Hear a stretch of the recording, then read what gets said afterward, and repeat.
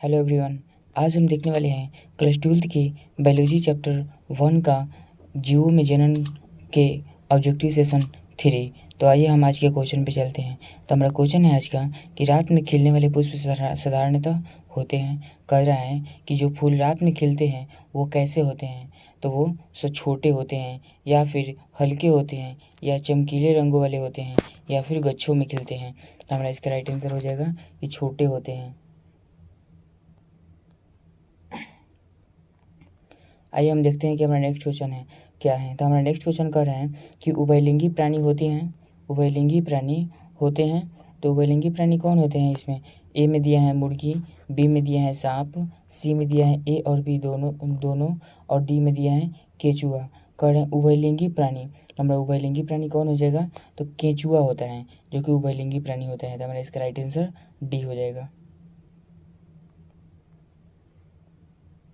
देखते हैं हमारा नेक्स्ट क्वेश्चन क्या है। तो हमारा नेक्स्ट क्वेश्चन कह रहा है कि निम्न में से कौन द्विगुणित संरचना है। निम्न में से कौन द्विगुणित संरचना है। तो द्विगुणित संरचना कौन होता है। अंडाणु या फिर शुक्राणु या फिर युग्मनज जिसे जाइगोट कहते हैं और या फिर इनमें से सब यानी ऑल ऑफ दिस। तो हमारा क्या हो जाएगा, युग्मनज हो जाएगा। जाइगोट जो कि द्विगुणित होते हैं जिसमें अंडाणु और शुक्राणु दोनों मिलकर बनाते हैं जिसे हम जाइगोट कहते हैं। हमारा इसका राइट आंसर सी हो जाएगा। देखते हैं हमारा नेक्स्ट क्वेश्चन क्या है। तो हमारा नेक्स्ट क्वेश्चन कह रहा है कि जन्म से लेकर प्राकृतिक मृत्यु के बीच की अवस्था को क्या कहते हैं। यानी जन्म से लेकर प्राकृतिक मृत्यु यानी कि जब नेचुरल मृत्यु होती है किसी का मारने से नहीं, जब खुद से मर जाते हैं, यानी कि जब खुद से हमारा पूरा बूढ़े अवस्था होकर हम मर जाते हैं, तब कह रहे हैं तब तक के बीच की अवस्था को हम क्या कहते हैं। जीवन काल या फिर जीवन चक्र या फिर कायिक अवस्था या फिर ऑल ऑफ दिस यानी कि सभी। तो हम इसे इसमें इसका राइट आंसर हो जाएगा कि जीवन काल कहते हैं।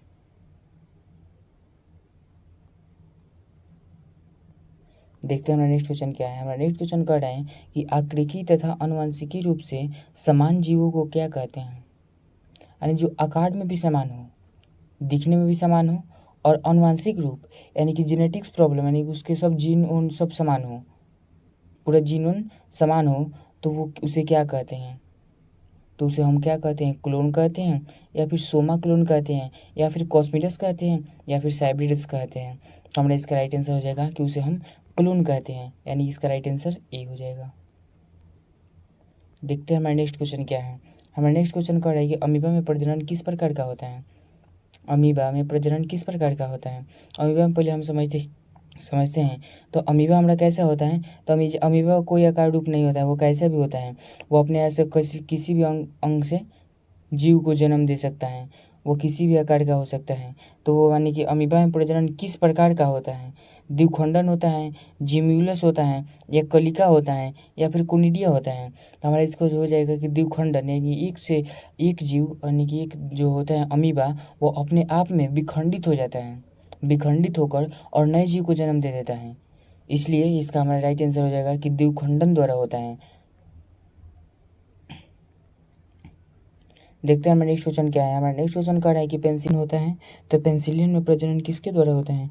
ए में दिया है हमारा ऑप्शन कलिका, बी में दिया है विखंडन, सी में दिया है जिम्यूलस और डी में दिया है कोनिडिया। तो हमारा इसका राइट आंसर हो जाएगा कोनिडिया, यानी कि कोनिडिया के द्वारा क्या होता है, पेंसिलिन में प्रजनन होता है। देखते हैं हमारा नेक्स्ट क्वेश्चन क्या है। तो हमारा नेक्स्ट क्वेश्चन कह रहा है कि मासिक चक्र किस में होता है।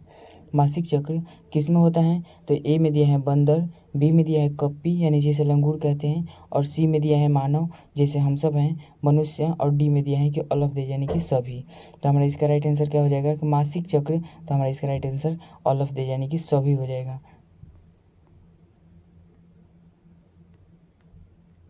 देखते हैं हमारा नेक्स्ट क्वेश्चन क्या है। तो हमारा नेक्स्ट क्वेश्चन कह रहा है कि निम्नलिखित में से किसमें ओस्टर साइकिल नहीं होता है। निम्नलिखित में से किसमें ओस्टर साइकिल नहीं होता है। तो गाय में नहीं होता है, कि भेड़ में नहीं होता है, कि बंदर में नहीं होता है, कि कुत्ता में नहीं होता है। तो हमारा इसका राइट आंसर हो जाएगा कि बंदर में होता है जो कि ओस्टर साइकिल नहीं होता है। हमारा राइट आंसर इसका सी हो जाएगा। देखते हैं हमारा नेक्स्ट क्वेश्चन क्या है। तो हमारा नेक्स्ट क्वेश्चन कह रहा है कि निम्नलिखित में कौन द्विलिंगी नहीं है। निम्नलिखित में कौन यानी कि बाइसेक्सुअल नहीं है। तो हमारा इसका राइट आंसर क्या हो जाएगा कुत्ता होगा कि फीता कृमि होगा कि जोंक होगा कि स्पंज होगा। तो इसका हमारा राइट आंसर हो जाएगा आपका कुत्ता हो जाएगा, जो कि द्विलिंगी नहीं है।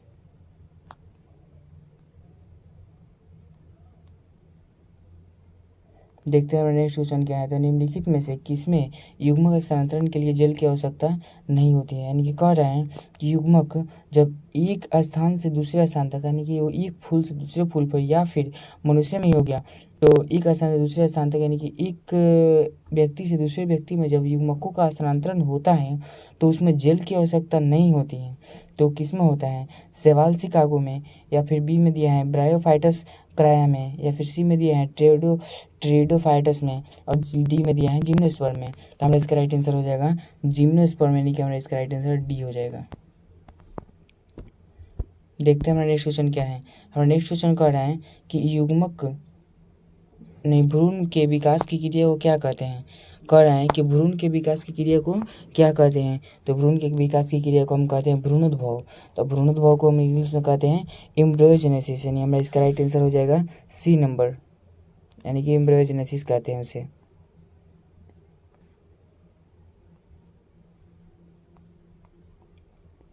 देखते हैं हमारा नेक्स्ट क्वेश्चन क्या है। हमारा नेक्स्ट क्वेश्चन कह रहा है कि युग्मक के संचयन को क्या कहते हैं। युग्मकों के संचयन को क्या कहते हैं। युग्मकों के एक व्यक्ति से दूसरे व्यक्ति में या फिर एक पौधे से दूसरे पौधे में, यानी जो भी हो उसमें स्थानांतरण की क्रिया को क्या कहते हैं। तो स्थानांतरण की क्रिया को हम क्या कहते हैं। तो युग्मक के संचयन की क्रिया को हम कहते हैं साइनगैमी।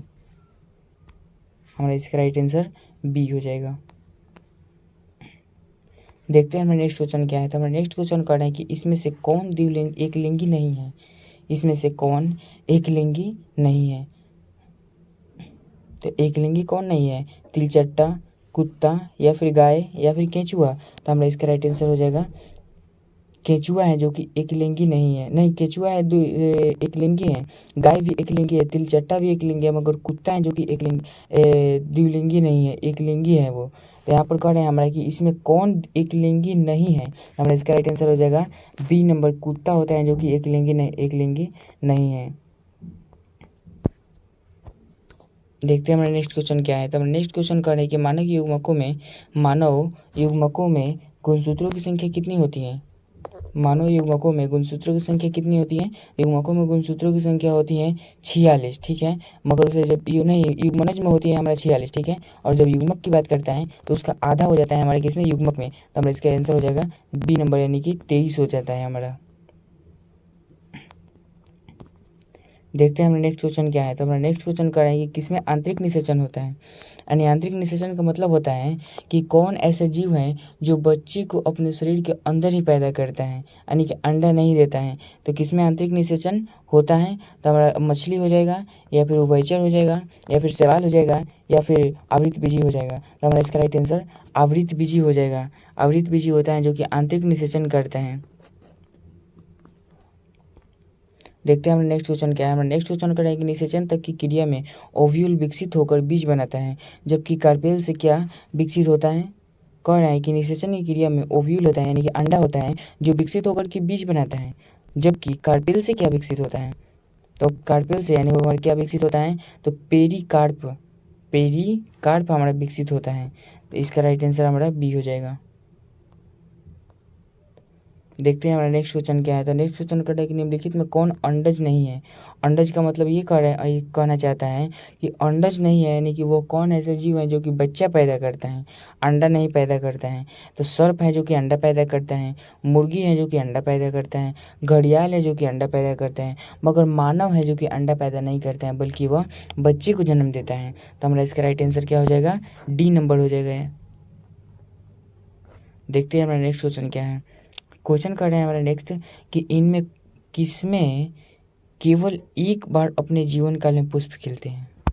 कह रहे हैं कि कौन ऐसा पौधा है जो कि अपने पूरे जीवन काल में केवल एक बार पुष्पित होता है, एक बार पुष्पित होता है। तो क्या होता है, बांस होता है, या फिर आम होता है, या फिर लीची होता है, या फिर जामुन होता है। तो हमारा इसका राइट आंसर क्या हो जाएगा, बांस होता है। बांस होता है जो कि अपने जीवन काल में केवल एक बार पुष्प को धारण करता है। देखते हैं हमारा नेक्स्ट क्वेश्चन क्या है। नेक्स्ट क्वेश्चन कर रहा है कि निम्नलिखित में से किसमें 12 वर्ष में सिर्फ एक बार पुष्प खिलते हैं। 12 वर्ष में सिर्फ एक बार पुष्प खिलते हैं तो कौन होता है? नीलकुरिंजी हैं, जिसमें 12 वर्ष में सिर्फ एक बार पुष्प खिलते हैं। नीलकुरिंजी एक ऐसा पौधा है जो कि अभी हाल ही में 2006 में नीलकुरिंजी पौधा का पुष्प खिला था।